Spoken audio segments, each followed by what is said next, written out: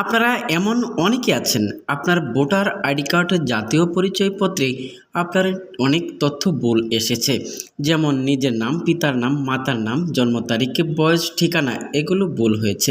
প্রিয় দর্শক, এখানে দেখতেই পাচ্ছেন এনআরডি সংশোধনীর নতুন সিদ্ধান্ত নিয়েছেন বাংলাদেশ নির্বাচন কমিশন ইসি।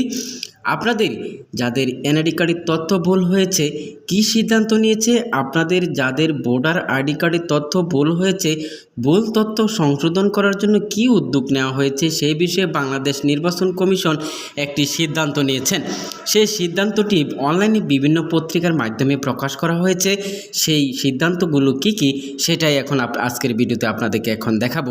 প্রিয় দর্শক, তাই সম্পূর্ণ ভিডিও কন্টিনিউ দেখবেন। তার আগে আপনি যদি আমার চ্যানেলে একজন নতুন দর্শক হয়ে থাকেন, চ্যানেলটি সাবস্ক্রাইব করে সঙ্গে থাকবেন এবং ভিডিওতে একটা লাইক দেবেন। সো এখন নিয়ে যাচ্ছে আপনাদেরকে মূল ভিডিওতে। চলুন তাহলে দেখানো যাক। প্রিয় ভাই বন্ধুগণ, এই যে এখানে দেখতে পাচ্ছেন ইসির পক্ষ থেকে বলা হয়েছে এনআরডি সংশোধনী নতুন সিদ্ধান্ত নিয়েছে বাংলাদেশ নির্বাচন কমিশন। প্রিয় দর্শক, এখানে বিস্তারিত লিখেছেন ইসির পক্ষ থেকে। এখানে কি লেখা আছে এখন আপনাদেরকে দেখাবো, তাই ভিডিও কন্টিনিউ দেখুন। আশা করি আপনাদের খুবই কাজে লাগবে। যাদের এনআইডি কার্ডের তথ্য ভুল হয়েছে, সংশোধন করতে পারতেছেন না, নির্বাচন অফিসে গিয়েছেন, দালালের হাতে গিয়েছেন, কারো মাধ্যমে আপনার ভোটার আইডি কার্ডের তথ্য সংশোধন হচ্ছে না, সেই বিষয়ে একটি সিদ্ধান্ত নিয়েছে। যে সকল এনআইডি সংশোধনের জন্য আবেদন করেছেন তাদের জন্য এই বিষয়টা খুবই গুরুত্বপূর্ণ কাজে লাগবে। প্রিয় দর্শক, এখানে বলা হয়েছে জাতীয় পরিচয়পত্র এনআইডি সংশোধনের গতি বাড়াতে আগামী জুন মাস সামনে রেখে এনআইডি সংশোধনের আবেদন নিষ্পত্তির জন্য ক্রাশ প্রোগ্রাম হাতে নিয়েছে বাংলাদেশ নির্বাচন কমিশন।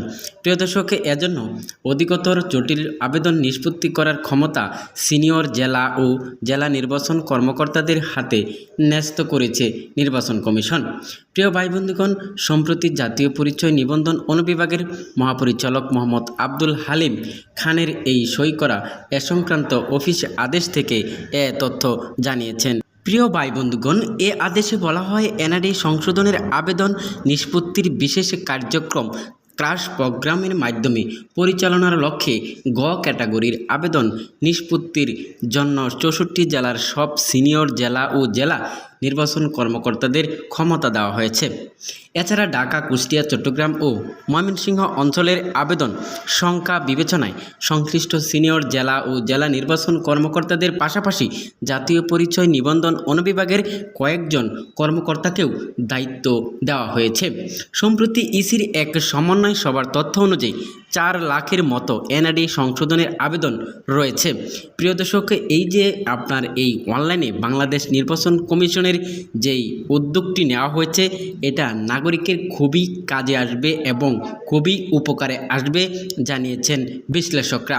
প্রিয় ভাই বন্ধুগণ, আপনারা এমন অনেকেই রয়েছেন এনআরডি কার্ড সংশোধনের আবেদন করেছেন 2 মাস, 3 মাস, 4 মাস, অনেকেরই 1 বছর, 2 বছর হয়েছে, এখন পর্যন্ত আপনার এনআরডি কার্ড সংশোধনের যে আবেদনটি রয়েছে এখন পর্যন্ত সংশোধিত হচ্ছে না।